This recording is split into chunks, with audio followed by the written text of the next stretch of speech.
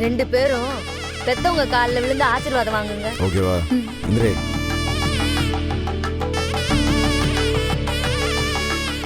பாடே முதல்ல நீங்க ஆசீர்வாதம் பண்ணுங்க. நல்லா இருங்க ஐயா, 2 பேரும் நல்லா இருங்க, நல்லா இருங்க. சீக்கிரம் ஒரு குழந்தை குட்டியை பெத்து கொடுங்க. போய் அம்மா அப்பா காலில் விழுந்து ஆசீர்வாதம் வாங்குங்க. அத்தை மாமா காலோடு நல்ல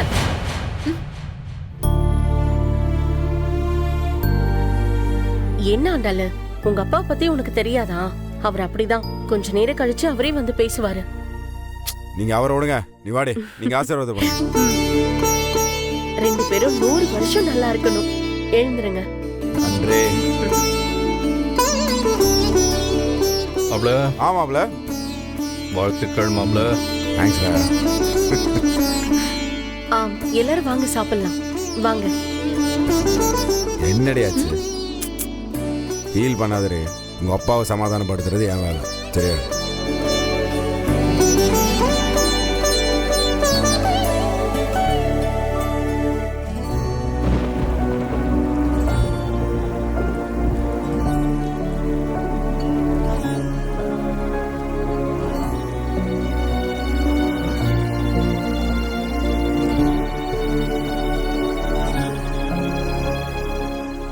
ஒரு நிமிஷம், உங்ககிட்ட கொஞ்சம் பேசணும். ஆண்டாள் அப்பாக்கு என் மேல ரொம்ப அக்கறை, அதனால்தான் அவர் இப்படிலாம் பேசிட்டு இருக்காரு.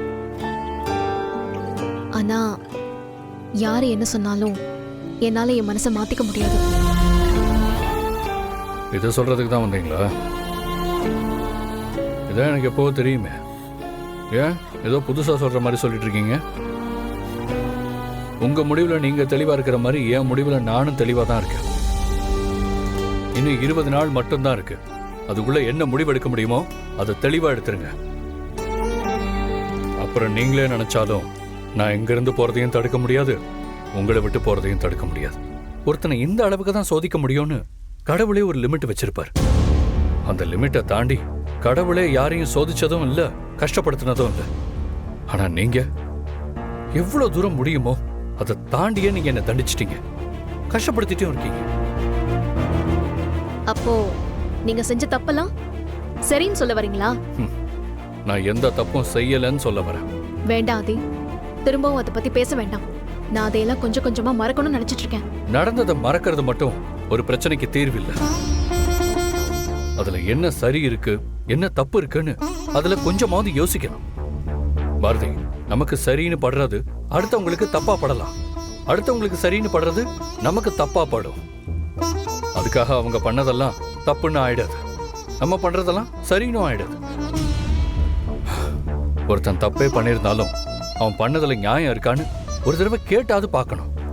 அதை விட்டுட்டு அவன் செஞ்ச தப்புக்கு மட்டும் தண்டனை கொடுக்கணும்னு பாக்குறது அவன் செஞ்சதை விட பெரிய தப்பு.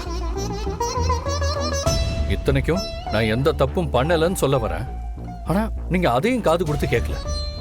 சரி, நான் தப்பே பண்ணலனாலும் பரவாயில்ல, என்ன மன்னிச்சு ஏத்துக்கோங்கன்னு கெஞ்சிர, அதையும் கண்டுக்க மாட்டேங்கிறீங்க. இதுக்கு மேல நான் என்ன தாங்க பண்றது? இப்ப கூட நான் என்ன சொன்னாலும் அது உங்க மண்டையில ஏறாதுன்னு எனக்கு தெரியும். ஏன்னா நீங்க என்னைக்குமே பதில முடிவு பண்ணிட்டு அதுக்கான கேள்வி கேட்கலான்னு யோசிக்கிறவங்க. அப்புறம் நான் உங்களை விட்டுட்டு போகணும்னு முடிவு பண்ணது எனக்காக இல்லை, உங்களுக்காக தான். நான் இருந்தா உங்களுக்கு நிம்மதி இல்லை, சந்தோஷம் இல்லை, இப்படிலாம் நீங்க தானே அடிக்கடி சொல்லிக்கிட்டே இருக்கீங்க. அதனால தான் நான் இந்த முடிவுக்கு வந்தேன். நீங்க சொன்னதுக்கும் கேட்டதுக்கும் என்கிட்ட எந்த பதிலும் இல்லை. ஆனா நாம இங்க இருக்கிறதே அழகரையும் ஆண்டாளையும் ஒண்ணு சேர்க்கறதுக்கு தான். அவங்க ஒண்ணு சேராம நீங்க இங்க இருந்து போறது சரின்னு தோணுதா? அவங்க 2 பேரும் நல்லா தான் இருக்காங்க. ஒருத்தர் புரிஞ்சு ஒன்னு சேரணுங்கிற முடிவுக்கும் வந்துட்டாங்க. அழகருக்கு ஆண்டாள் பச்சை கொடி காட்டிட்டாங்கன்னு இது அவனே என்கிட்ட சொன்னான். இப்போதைக்கு அவங்களுக்கு இருக்கிற ஒரே ஒரு பிரச்சனை ஆண்டாளோட அப்பா மட்டும்தான். அழகர் அதையும் ஈஸியா பண்ணிடுவான்னு எனக்கு தெரியும், உங்களுக்கும் தெரியும். அவங்கள காரணம் காட்டி என்ன இங்க இருக்க வைக்கணும்னு நினைக்காதீங்க. என் முடிவு இதுக்கப்புறம் மாறாது.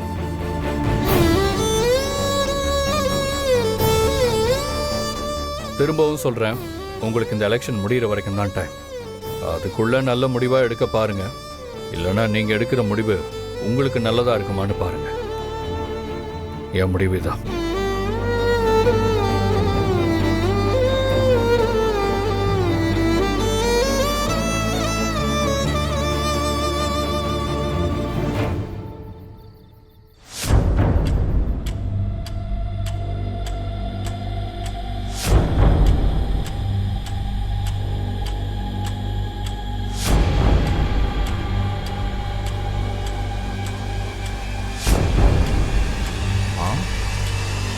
என்ன யோசிச்சுட்டு இருக்கிறீங்க?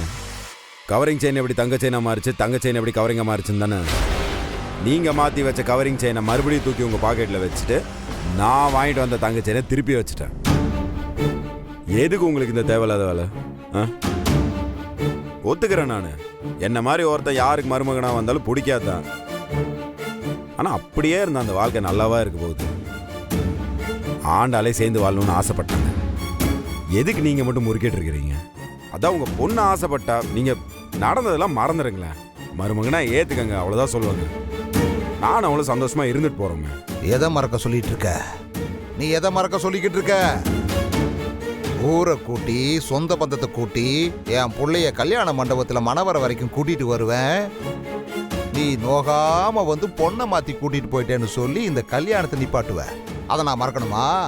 இல்லை, 20 வருஷம்டா, 20 வருஷம் 4 தடவை பிரசிடென்ட் எலெக்ஷன்ல நின்று ஒரு தடவை கூட தோக்காம இப்போ வரைக்கும் கௌரவமா பிரசிடென்டா வாழ்ந்துகிட்டு இருப்பேன். அதை நீ வந்து கெடுப்ப, நானும் அதை மறக்கணும். இல்லை, அதெல்லாம் கூட பரவாயில்லடா. என் வீட்டுக்குள்ளேயே வந்து உட்கார்ந்துக்கிட்டு என் பொண்டாட்டி பிள்ளைகளையே நீ எனக்கு எதிராக பேச வைப்ப, அதையும் நான் மறக்கணும். எதுக்கு மாமா நடந்ததே பேசிட்டு இருக்கிறீங்க? பண்ணது எல்லாத்துக்குமே நான் உங்க காலில் விழுந்து பண்ணி. அப்ப நீங்க நடந்ததே பேசிட்டு இருக்காதீங்க, ஆசீர்வாதம் பண்ணுங்க. நானும் ஆண்டாலும் நல்லா இருந்துட்டு போறோம்.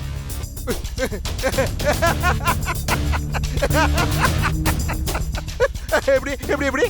ஏலே, நீ என் மவளுக்கு புருஷனா வரணும்னு சொல்லி நான் உனக்கு ஆசீர்வாதம் பண்ணணுமா? ஏலே, நான் தெரியாம தான் கேட்கறேன். என்னை பார்த்தா எனக்கு கிறுக்கு பைய மாதிரி தெரியுதாடா உனக்கு? இங்காரு, என் பொண்ணு நினைக்கிறது முக்கியம் இல்ல. இந்த வீட்டில் என்ன நடக்கணும் என்ன நடக்க கூடாதுன்னு முடிவு பண்றதுக்கு இந்த தர்மலிங்கமா இருக்கணும். டேய், உன்னை இன்னைக்கு மட்டும் இல்லடா, என்னைக்குமே பிடிக்காதுடா எனக்கு. என் பொண்ணு வாழ்க்கையை எப்படி சரி பண்ணணும், அவளை எப்படி சந்தோஷமா வைக்கணும்ட்டு எனக்கு தெரியும். என்ன, இந்த எலெக்ஷன் முடிஞ்ச உடனே இந்த வீட்டை விட்டு ஓடுறதுக்கு என்ன வேலையோ அதை மட்டும் பாரு. எதுக்கு இந்த பிடிவாதம் உங்களுக்கு? நேற்று வரைக்கும் எனக்கும் ஆண்டாளுக்கும் நடுவில் இருந்தது வேற சரியா, இப்போ இருக்கிறது வேற. அதை ஒழுங்கா புரிஞ்சுக்கோங்க. தயவு செஞ்சு எங்களை வாழ விடுங்க, அவ்வளோதாங்க சொல்லுவேன். ஏலே, என் மவளை பத்தி எனக்கு தெரியுமாடா. அவ நான் எது சொன்னாலும் செய்வா. அவளுக்கு அவ சந்தோஷத்தை விட என் சந்தோஷமும் என் கௌரவமும் தான் முக்கியம். சரி, உன் பொண்ணு தானே, அவளுக்காகவாச்சும் என்ன மன்னிய. அவளுக்கு தான் என்ன பிடிச்சிருக்குல்ல, என் கூட வாழணுன்றால. ஏலே, காயம் ஆறி போலாம்டா, ஆனா தழும்பு அப்படியே இருக்கும். அதை பார்க்குற ஒவ்வொரு டைமும் அந்த காயம் பட்ட வலியை விட 100 மடங்கு அதிகமா இருக்கும்டா. ஆனா நீ எனக்கு கொடுத்த காயமும் பெருசு, அந்த காயம் எனக்கு கொடுத்த தழும்பும் பெருசு. உன்னை இந்த ஜென்மத்தில் மன்னிக்க மாட்டேன். என் பொண்ணு கூட சேர்ந்து வாழவும் விட மாட்டேன். என்னையா நீ ஓவரா பேசிட்டுக்கிற? நான் தெரியாம தான் கேட்குறேன். அதான் மகளை என்ன பிடிச்சிருக்குன்றால, அதுக்கப்புறமா அவளை என் கூட சேர விட மாட்டேன்னு பழைய பஞ்சாங்கத்தை பேசிருக்கிற நீ. ஏலே, இப்ப என் மகளுக்கு உன்னை பிடிச்சிருக்குங்கிறது தான் பிரச்சனை நினைச்சிட்டு இருக்கியா நீ? சரா, அப்படியே இருக்கட்டும். இப்ப சொல்றேன்டா, என் மக ஆண்டாள் வாயாலேயே உன்னை இந்த வீட்டை விட்டு வெளியே போன்னு சொல்ல வைக்கிறேன். சரியா? செஞ்சு காட்டுற பாக்குறியாடா? பாருங்க மாமா, சண்டை போடக்கூடாதுன்னு நினைச்சிட்டு இருக்க. சரியா? நடந்ததெல்லாம் மறந்துட்டு சந்தோஷமா வாழலாம், சமாதானமா போயிடலாம். இலே, நான் சந்தோஷமா இருக்கணும்டா, நீ சந்தோஷமா இருக்கக்கூடாதுடா. எனக்கு அதான் வேணும். இப்பத்திலிருந்து ஒவ்வொரு நாளா எண்ணிக்கிட்டு இரு.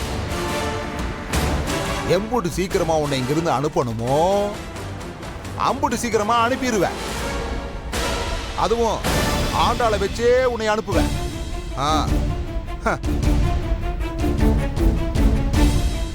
பைத்தியம். ஆலோயம்.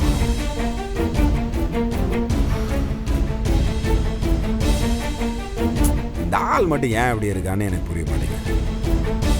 நம்மளே சண்டை வேண்டாம்னா சட்டையை இழுத்துட்டு சண்டைக்கு வான்ட்டு இதில் ஆண்டாள் வேற எங்கள் அப்பனை சம்மதிக்கு போய் சந்தோஷமா வாழன்னு ஆசையை காட்டி விட்டாங்க.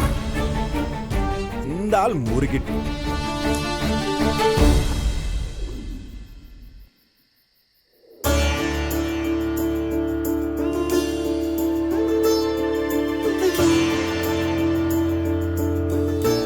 ஆதி ப்ரோ,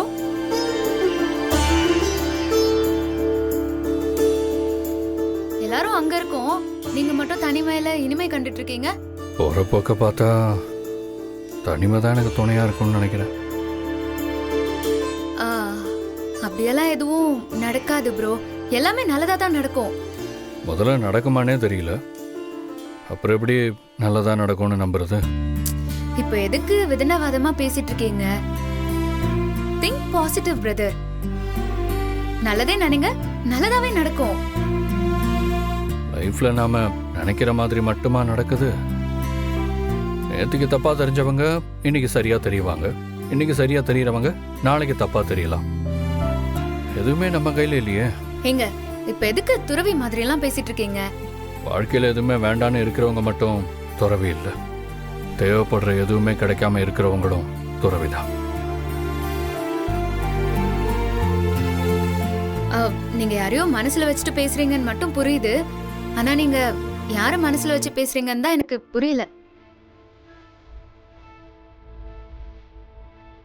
நமக்கு பிடிச்சவங்க மனசுல நாம இல்லைன்னு நினைச்சு வருத்தப்படுறதா, இல்லை அவங்களுக்கு மனசே இல்லைன்னு நினைச்சு வேதனைப்படுறதான்னு தெரியலங்க. பாரதி, நீ ஆதி கூட பேசிட்டு நான் சாப்பாடு ரெடியானதும் உங்க 2 பேரையும் கூப்பிடுறேன்.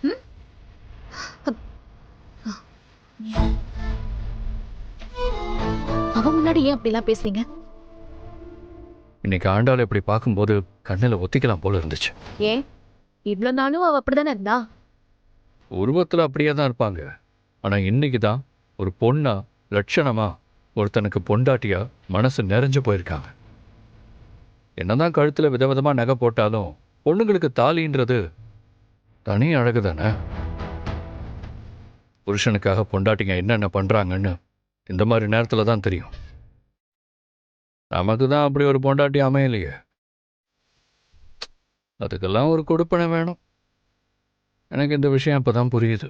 நல்ல புருஷன் இருந்தா எல்லா பொண்டாட்டியும் இப்படிதான் இருப்பாங்க. அப்போ நான் உங்களுக்கு நல்ல புருஷன் இல்லைன்னு சொல்ல வரீங்க? ஏன் அதை நான் சொல்லிதான் உங்களுக்கு தெரியணுமா? புருஷங்கிறது வெறும் ஒரு போஸ்டிங் இல்லை, பொண்ணுங்களுக்கு அது ஒரு பாதுகாப்பான வேலை, பொண்ணுங்களோட நம்பிக்கை, அவங்களோட உச்சபட்ச சந்தோஷம். ஆனா அது நிறைய ஆம்பளைங்களுக்கு புரியுறதுங்க. உங்களுக்கு நான் அப்படி இல்லைன்னு தோணுதில்ல? ஆமா, அதுல என்ன உங்களுக்கு சந்தேகம்? அப்புறம் எதுக்கு நான் கட்டின தாலியை வச்சிருக்கீங்க? கழட்டி கொடுங்க. என்ன யோசிக்கிறீங்க? என்ன மாதிரி ஒரு புருஷன் கட்டின தாலி உங்க கழுத்துல எதுக்கு தொங்கணும்? கழட்டி கொடுத்துருங்க. நான் உங்களுக்கு வேண்டாம், ஆனா நான் கட்டின தாலி மட்டும் உங்களுக்கு வேணுமா? கழட்டி கொடுங்க பாரதி. பாரதி, நான் உங்ககிட்ட தான் கேட்குறேன். என்ன மாதிரி ஒருத்தன் உங்க வாழ்க்கையில இருக்கக்கூடாதுல்ல? அப்ப என் கையால கட்டின தாலியும் உங்க கழுத்துல இருக்கக்கூடாது. கொடுங்க. எப்படியும் நீங்க மாற போறதில்ல, என்னையும் ஏத்துக்க போறதில்ல. இதுக்கு மேலே உங்க கழுத்துல அது இருக்கணுமா என்ன? எலெக்ஷன் முடிகிற வரைக்கும் நான் உங்களுக்கு டைம் கொடுத்தாலும் நீங்க உங்களை மாத்திக்க போறதில்ல. எப்படியும் என்ன வேண்டாம் தானே சொல்ல போறீங்க. அதுக்கப்புறம் இந்த தாலி கழுத்துல இருக்க போறதில்ல, அதை இப்பவே கட்டி கொடுத்துருங்க. பாரதி, உங்களை தான் கேட்குறேன். நான் கட்டின தாலியை கழட்டி கொடுங்க, நீயோட எல்லாத்தையும் முடிச்சுக்கலாம். கொடுங்க பாரதி. உங்ககிட்ட என்ன கேட்டுக்கிட்டு, நான் கட்டினது தானே, நானே எடுத்துக்கிறேன்.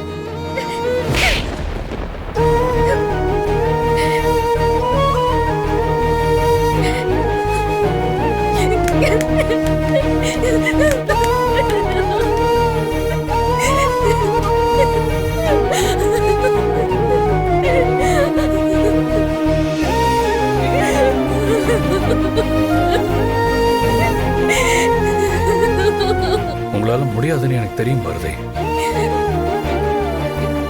ஏன்னா நான் உங்களால இதை விட அதிகமாவே அழுதுருக்கேன். என்ன நடந்தாலும் சரி, இன்னும் 20 நாள் தான் உங்களுக்கு டைம். அதுக்குள்ள நீங்க எடுக்கிற முடிவுல தான் அந்த தாலி உங்க கழுத்துல இருக்கணுமா இல்ல என் கையில இருக்கணுமான்னு முடிவு பண்ணும்.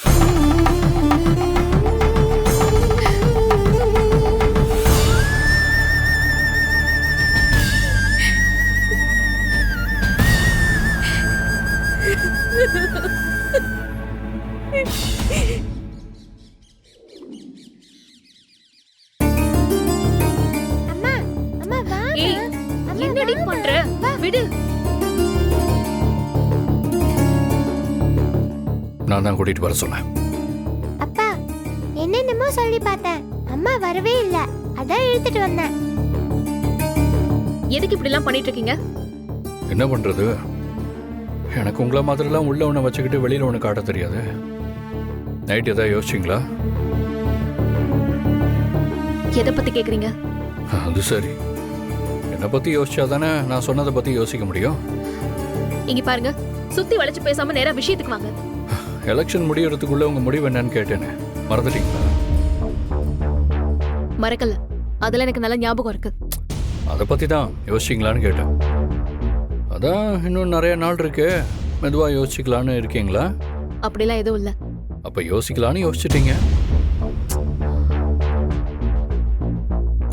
இல்லைங்க, என்ன முடிவெடுக்கலான்னு யோசிக்கிறத பத்தி யோசிக்க ஆரம்பிச்சிட்டீங்களான்னு கேட்டேன். என்னங்க உளறீங்க? உங்களுக்கு என்ன வேணும்? ஆமா, என்ன வேணும்னு கேட்டா மட்டும் அப்படியே கொடுக்குற மாதிரி தான். ஏய், நீ எதுக்குடி இப்ப கெக்க பெக்கன்னு சிரிக்கிற? அவளை எங்க திட்டுறீங்க? அவ ஒருத்திக்காவது என் நிலைமை புரியுதுன்னு நான் சந்தோஷப்பட்டுக்கிட்டு இருக்கேன். அந்த சந்தோஷத்தை ப்ளீஸ் கெடுக்காதீங்க. இங்க பாருங்க ஆதி, எனக்கு நிறைய வேலை இருக்கு. என்ன சொல்றதா இருந்தாலும் டக்குன்னு சொல்லுங்க, நான் கேட்டுட்டு கிளம்புறேன்.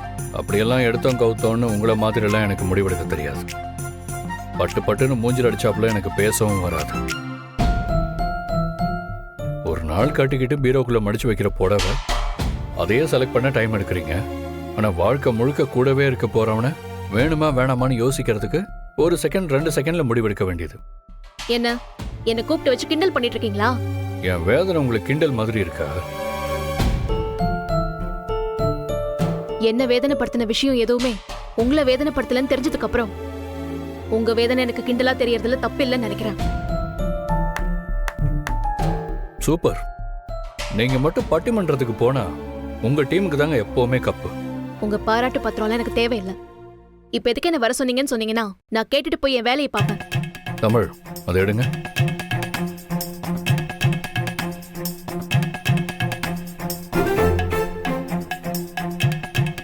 இதுக்கு பேர் என்ன தமிழ்?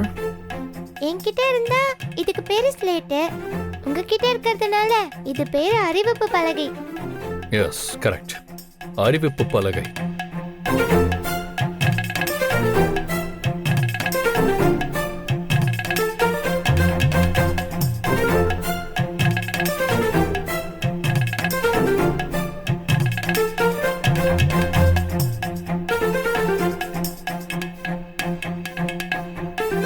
நான் உங்களுக்கு வேணுமா வேண்டாமான்னு முடிவு பண்ண இன்னும் 18 நாள் தான் இருக்கு.